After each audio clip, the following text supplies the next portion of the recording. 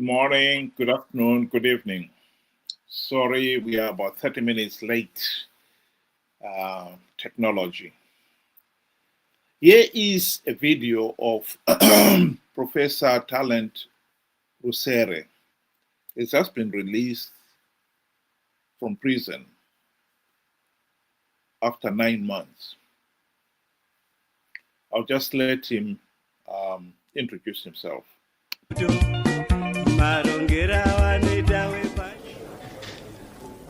Okay, I'm starting. This press statement is addressed to the President, His Excellency President Emmerson Mnangagwa, Deputy Presidents, political party leaders, members of the press, distinguished guests, and all Zimbabwean citizens. After having been incarcerated for 9 months, it is my belief that the nation, our people, the foreign community, and you members of the press here present would want to hear more about my incarceration, how I feel, and perhaps the way forward or what I intend to do now that I'm freed. It's indeed a great pleasure having this opportunity addressing the nation and the foreign community, not as a victim of political persecution, but a healthy, strong and determined patriot and custodian of social justice and the African liberation struggle objectives. In that regard, I refuse to subject my vision or incorporate my activism to circumstances of my stay in prison. Let's forget our past and unite our people for a way forward. Each time we gather to address the press as political players like today, we must be a witness to the enduring strength of our unity and the zeal to develop our beloved country.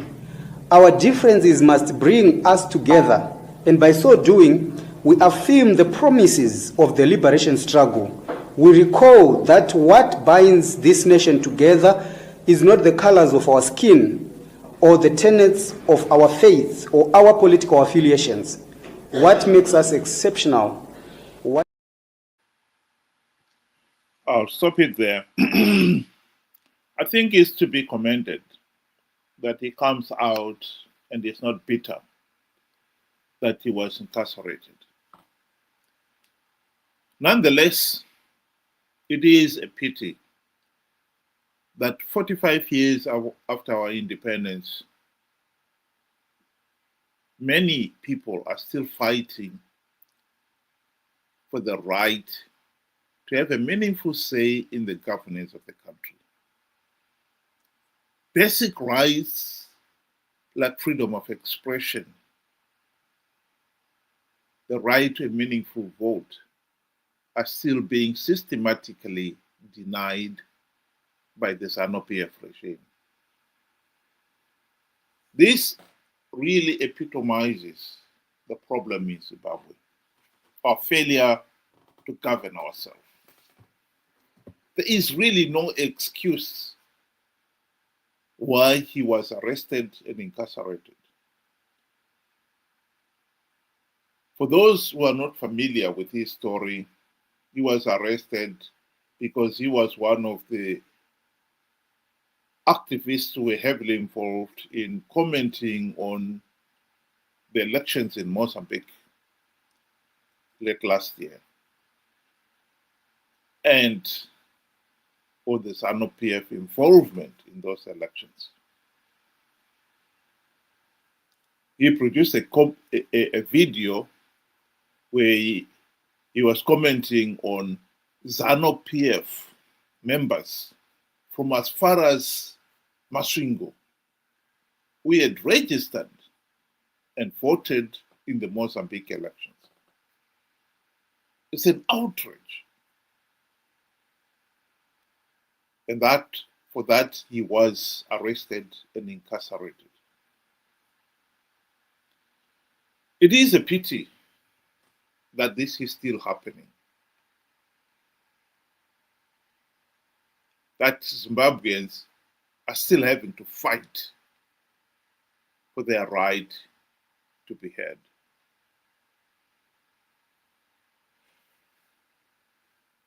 he went on to talk about many things. And one of those things that he talked about, I'll just read it for the sake of the listeners.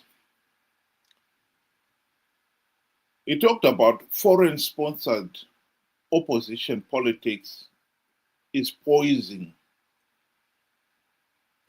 several dangers to our national development by compromising our sovereignty, distorting our democratic processes, and prioritizing external interests over genuine local needs.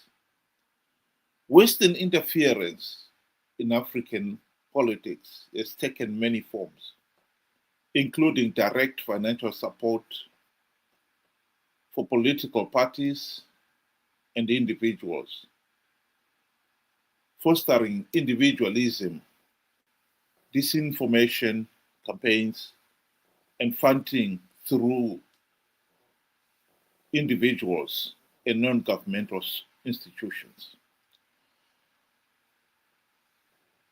I have to express my disappointment with that statement. Foreign-sponsored opposition politics. We have to be very careful here, because this is the kind of language that ZANU-PF has been using all along.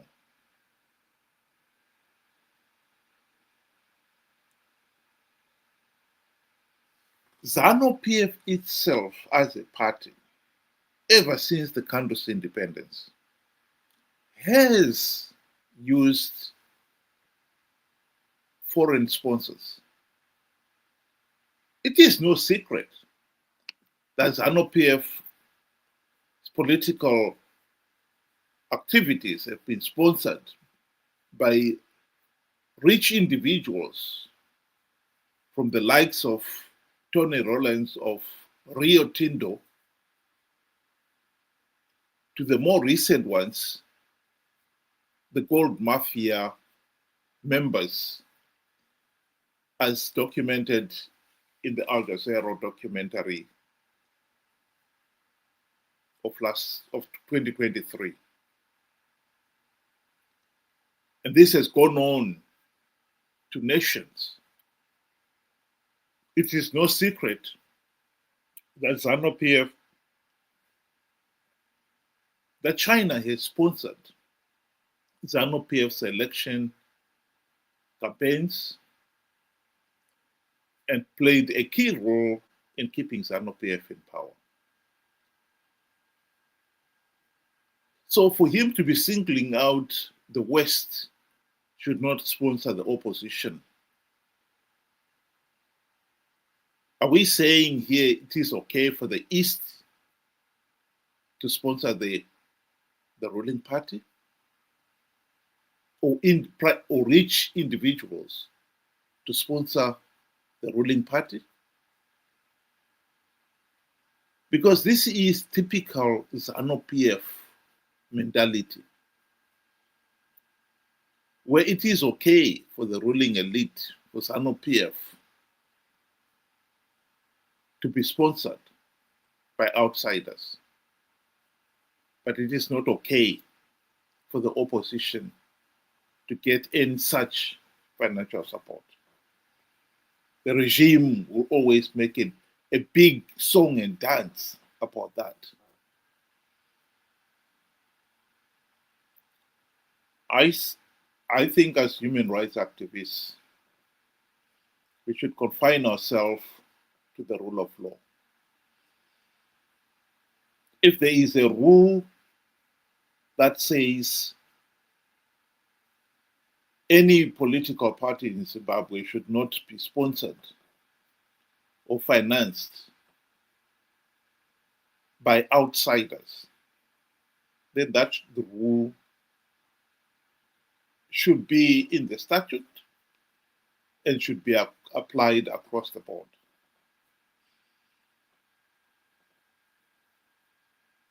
It should be mandatory for all political parties to declare their sponsors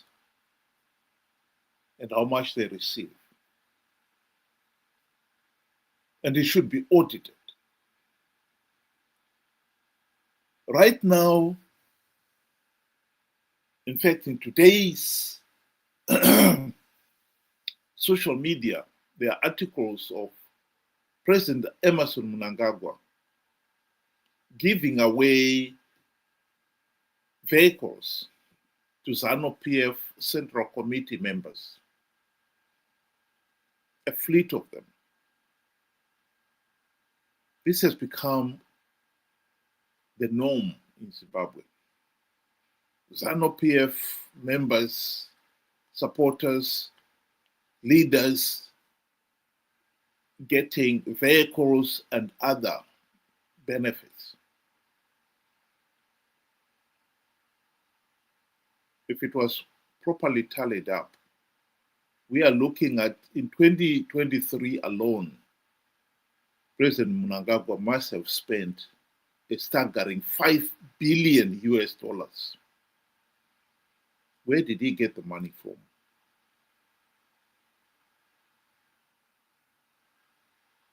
And yet the opposition, those who participated in those elections, if they managed to raise even 5 million between them, then they would have achieved a lot. This is serious discrepancy between the two, the ruling party and the opposition. If we are going to follow this mentality that the West donors, because they support the opposition, they should be banned, and those who support the ruling party, we ignore them and pretend they're not there, then we will never have a fair and balanced political system.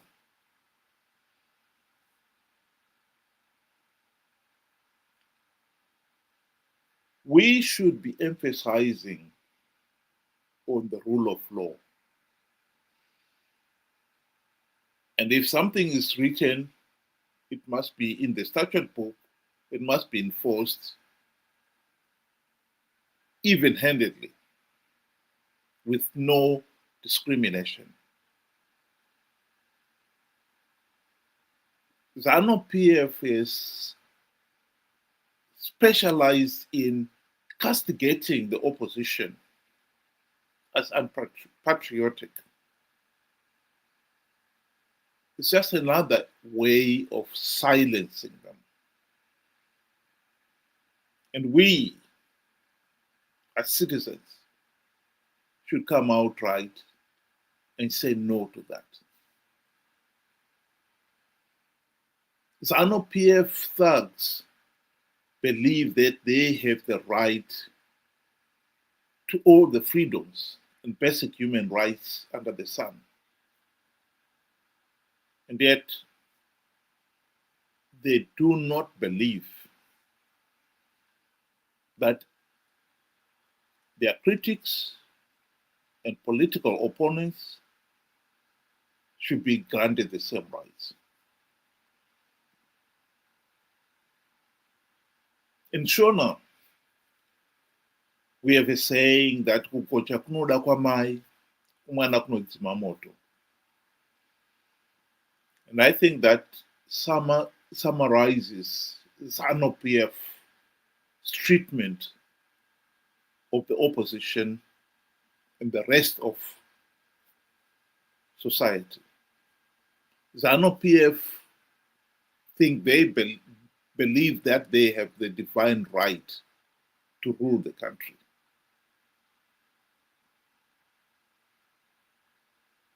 And to protect that divine right, they've extended outreach to denying everybody else their fundamental freedoms and basic human rights for no other purpose than to consolidate their own hold on power. That we must condemn and condemn strongly. So to my friend, Talent Rusere, I would say that we welcome you back out of prison. It is a pity that you were arrested and incarcerated for saying something that is true and exercising your fundamental right to freedom of expression by a regime that does not tolerate dissent.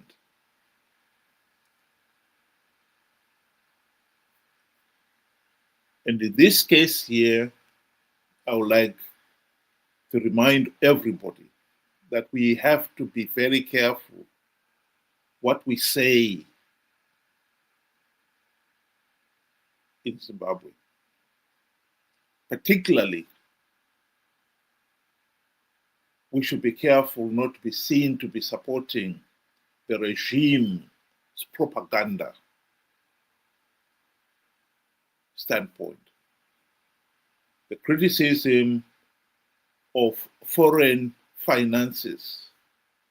If we are going to say no political party should get any foreign funding, we should say it across the board. That should include ZANU-PF.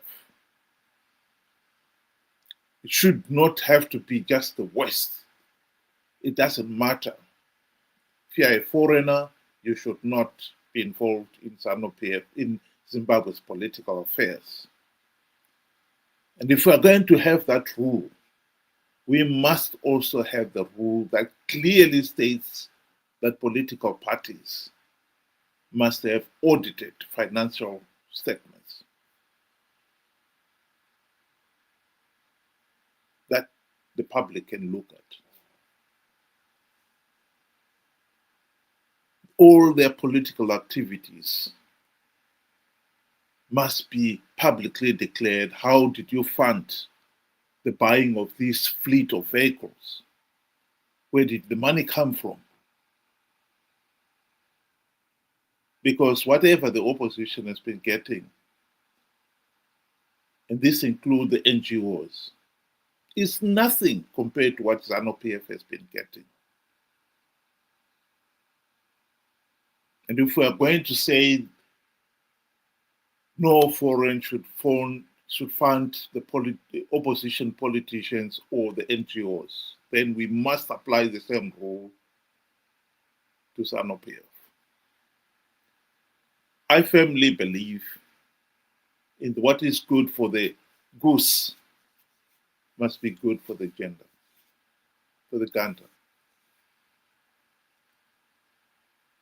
But we know that as far as ZANU-PF is concerned, what is good for the goose is ZANU-PF.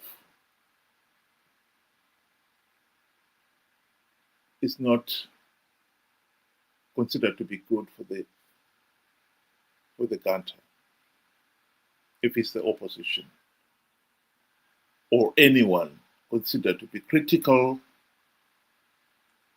of the regime or its political opponent. All of a sudden, the exercise of their rights and their freedoms infringes on national interests and sovereignty, etc., etc. That we must condemn.